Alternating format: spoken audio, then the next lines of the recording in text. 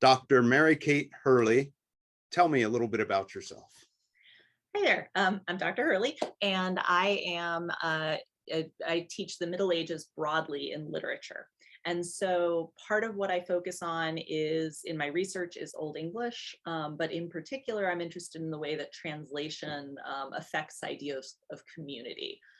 Increasingly, that interest in translation and time, the idea of extending a community in time, has led me to think a bit about medievalism. And my second, one of my two next projects is going to be on medievalism and time. Excellent. Well, how did you first come to the medieval or the Middle Ages? So you would think that the answer here would be that I loved Tolkien and I loved fantasy as a kid, and it was just a natural emergence. And to a degree, that is true. I loved Tolkien and I loved King Arthur. T.H. White, totally into that. However, when I got to undergraduate at Wake Forest, I firmly intended to study James Joyce for the rest of my life. And one semester I had to get a pre-1800 requirement out of the way because we had two of them, and I couldn't get into Legends of Arthur because I was only a sophomore. And so I took this weird class called Old English Language and Literature. And there I met this language, Old English, that just was fascinating. And the literature was beautiful and 1,000 years old and spoke across all of that time to me and to the things that I was feeling. I read a poem called The Wanderer in the original language, and the types of loss and exile and sadness and meditations on death and eternity and mortality. It just spoke to me as a 19-year-old college student, and I have never looked back. And then I found out Tolkien was also a medievalist and was very excited. Well, as a literature professor at OU for a while now, how similar or different do you find the ideas, and well, what brings students today to the Middle Ages? I think a few things. Often students have watched Game of Thrones or The Lord of the Rings and thought, gosh, this is really interesting, this world of magic and dragons and knights in shining armor. And they come with a lot of ideas about it and are just interested. But often they find it the same way I did. They need to get a requirement out of the way for the major. And so they walk in and there it is. And often students will assume that what they're walking into is going to be very boring and very dry. Nothing interesting here.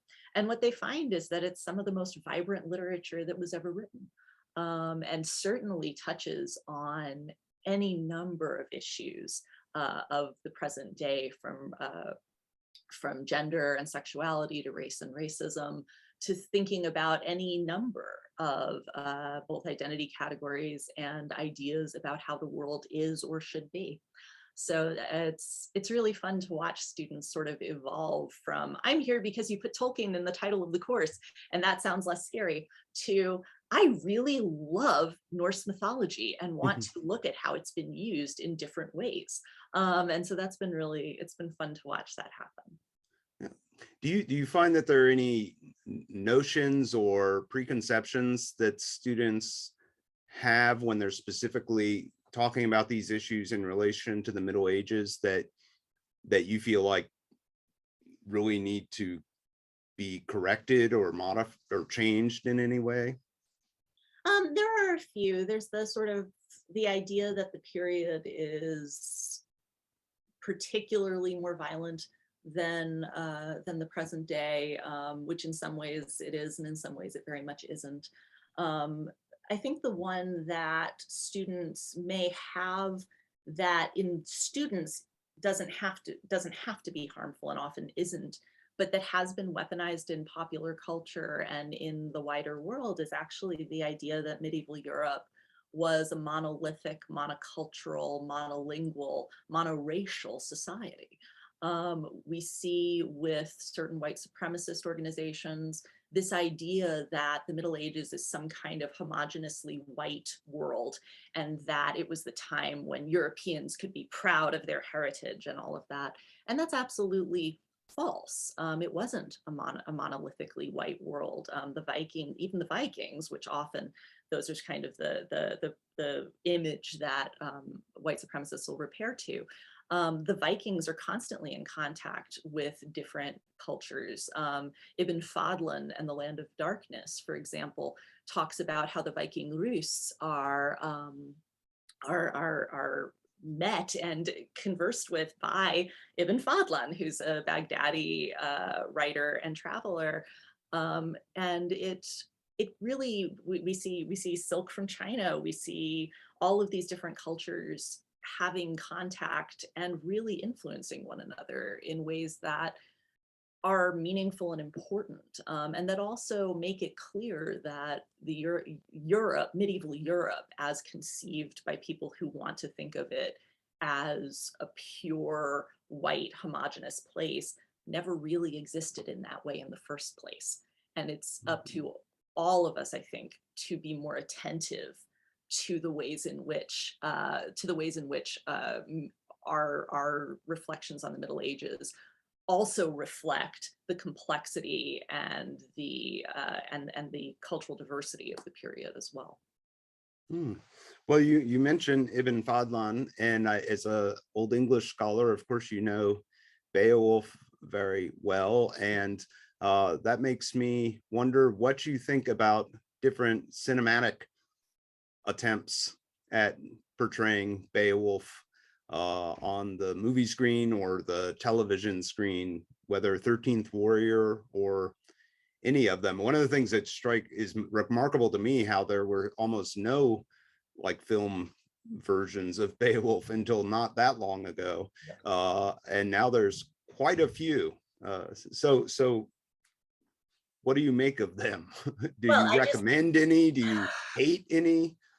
so I actually just finished a freshman seminar on Beowulf's Afterlives that looks at a variety of different adaptations of Beowulf, including a number of cinematic and televisual ones. And boy, do I have thoughts. But part of what I find fascinating, and I should say at the outset, I have terrible taste in Beowulf movies. I actually find most of them fascinating, but by fascinating, I do not mean good. So anytime you hear fascinating, think interesting intellectually, not necessarily a satisfying movie-going experience. What I find in almost all of them, and this is one of the most frustrating aspects of Beowulf movies in general, they all attempt to give Beowulf a love interest, which I find really interesting because when you read the poem, almost everything about Beowulf revolves around the fact that Beowulf doesn't have a love interest. He doesn't get married. He doesn't have an heir. He doesn't secure his kingdom at the end of the poem. And so you end up with this attempt on the part of different directors and writers to sort of inscribe him into a more heteronormative world where he has a wife, a lover, a Grendel's mother in the Zemeckis film, played by Angelina Jolie, which everyone mentions, including me. In the Star Trek Voyager episode Heroes and Demons, the holographic doctor falls in love with a character that's invented as Hrothgar's daughter, Hrothgar does have a daughter in the movie, in the poem, but this is not her. This is a shield maiden, and she's meant to fall in love with the Beowulf character in this holographic adventure. But in any case, every time they create this love interest for him. And what I find interesting about it is it speaks volumes about what we think as modern human beings is important. To us, romance and love and family and all of that is the most important thing. And I'm not saying it wasn't important in the Middle Ages. You know, it was invented in the Middle Ages, like so many other things, courtly love. But in Beowulf in particular, there's a radical aloneness. Beowulf is singular. He is the strongest man on that day of this life, the poem says. We have all of these isolated figures who don't participate in heteronormative relationships. And that moment with Beowulf, recognizing that that's what almost all of the movies try to do, is inscribe him into that sort of a relationship, it really revealed something to me about why people are so uncomfortable with Beowulf, why people don't want him to be alone. And I think it's because contemplating that kind of aloneness makes us look at the choices that he makes a little bit differently. Why does he choose not to secure his kingdom through an heir? Does securing your kingdom through an heir even work? Because it doesn't for Hrothgar. We're told that in one of the many digressions in the poem. So I mean, that's probably the number one thing. Now, in terms of adaptations of Beowulf, my absolute favorite is an 8-minute, maybe 10-minute short film by Brigham Young University Animation called Grendel. Highly recommend it. It won awards and all of this. It was student animation. It's gorgeous, but it's this beautiful meditation on Grendel, who's just living his life when suddenly these Vikings show up. And it bears very little resemblance to the story that we know. There is no real Beowulf character, but Grendel is a furry, purple, kind of dragony looking thing who bakes cookies. That's very important to the story. But it's really quite lovely. There's no dialogue.